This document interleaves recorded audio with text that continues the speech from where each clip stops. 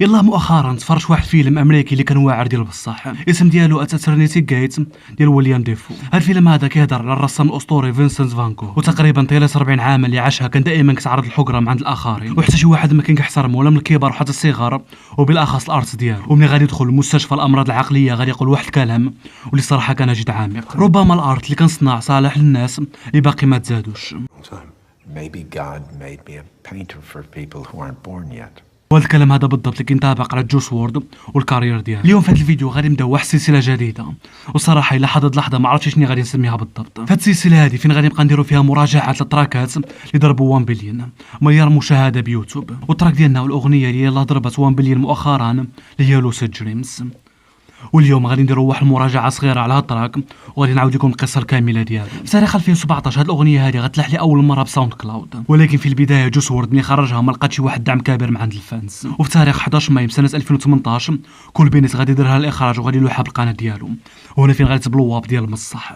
في هاد اللحظه كول بينيت كان معروف كيخدم مع اندر جراوند رابرز، ولكن هاد التراك هذا غادي يغير المسيره ديالو بالكامل، وبالاخص غادي يغير المسيره ديال جوس وورد. ولحد هاد اللحظه كتعتبر نمبر 1 اكثر تراكات مشاهده بالقناه ديال كول بينيت. وتخيلوا معايا توب 5 اكثر 5 ديال التراكات مشاهده بالقناه ديالو فيها 4 ديال جوس وورد. باندنس فيتشر مع ام بي اي يانج بوي،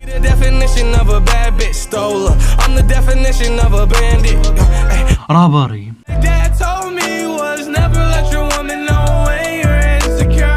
غادزيلا فيتشر مع امينيم،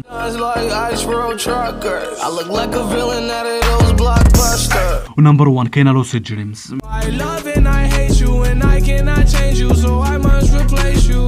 اول حاجه غادي نبداو بها باتراك هي العنوان بحد ذاته، لوسيد دريمز. شنو كتعني هاد الكلمه هذه بالضبط؟ لوسيد دريمز هي ملي كتكون كتحلم وانت واعي براسك، يعني نقدروا نقولوا هي دايره بحال سليب والكين. والان غادي ندوزو لاهم موضوع اللي فيه واحد القصه جد طويله واللي هي السامبل ديال التراك. في هاد اللحظه هذه جوس وورد ما كان حتى شي واحد كيعرف الاسم ديالو، لدرجه كان باقي ما وقعش حتى مع الليبل، وايضا كخدام مع البرودوسرز اللي باقي صغار واللي حتى هما باقي ما عندهمش المسيره صاعده. والبرودوسر اللي دار هاد التراك هذا سميتو نيك ميرا، هنا فين غادي يستخدم البيانو لواحد الاغنيه اللي خرجت في عام 1987.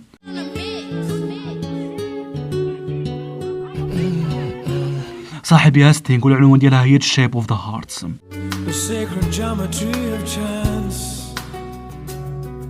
السامبل كان واضحه وباينه بانها مسروقه وما فيهاش خدمه نهائيا. جوس وورد والتيم ديالو ما كانوش عارفين بان هاد التراك هذا غادي يحقق ملايين وملايين ديال المشاهدات والانظار ب 1 بليون، وانا متاكد اذا كانوا عارفين غادي يحقق نجاح كبير فغادي يديروا له كليرنس. التراك في البدايه ما كان حتى شي واحد كيتسوق له، وكان غادي يدخل في واحد الاي بي في سنه 2017. التيم ديال ستينغ ما رفعوش له دعوه قضائيه لان السامبل كانت واضحه وباينه، وفي الاخر غادي ياخذوا 85 من الارباح ديال هاد التراك. يعني اليومنا هذا تقريبا جميع الارباح ديال هاد التراك كتعود للمجموعه ديال ستينغ. البرودوسر ديال هاد التراك هذا خرج بتويتر وما عجبوش الحال وبقى كيسب في هاد خونا، ولكن جوس وورد كان دائما معروف بالاحترام ديالو وما تعصبش نهائيا، وقال رغم انه خسر الملايين الا انه ربح الملايين الاخرى. يعني هنا كيهضر على الشوز العروض وكل ديك الاشياء. وايضا واحد المعلومه اخرى، بسبب هالتراك هذا جوس وورد غادي يوقع واحد العقد مع اتلانتيك كتبلغ القيمه ديالو 3 مليون دولار. وايضا واحد المعلومه اخرى، ناصح حتى هو كان دار هاد السامبل هذا في التراك ديالو ديال الماسنجر.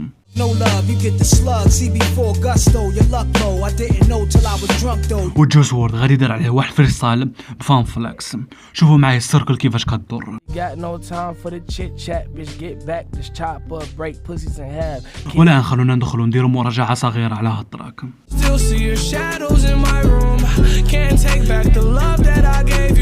الفيديو كان جد متواضع وما فيهاش خدمه نهائيا. كنوعدكم بانه ما خسروش عليه واحد 1000 دولار. ماشي مشكل كيفاش غادي تصور الفيديو، ولكن اهم حاجه هي الرساله. شنو غادي تقول بالتراك ديالك؟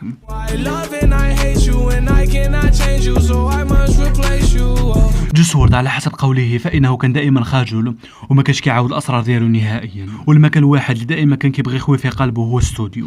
هنا جوس وورد كيهضر على واحد البنت اللي حطمت له القلب ديالو، ولكن القصه غير حقيقيه.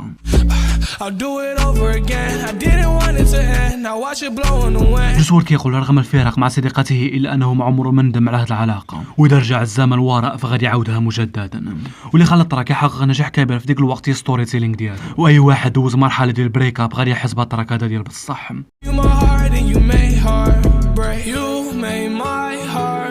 ولأن جوس وورد كان كينتمي لشيكاغو وخرج الاغنيه بحال هذه تعرض انتقادات جد كبير، ومن اهم الناس اللي غادي ينتقدوا هاد التراك هو الرابور ديال سنيتش 9.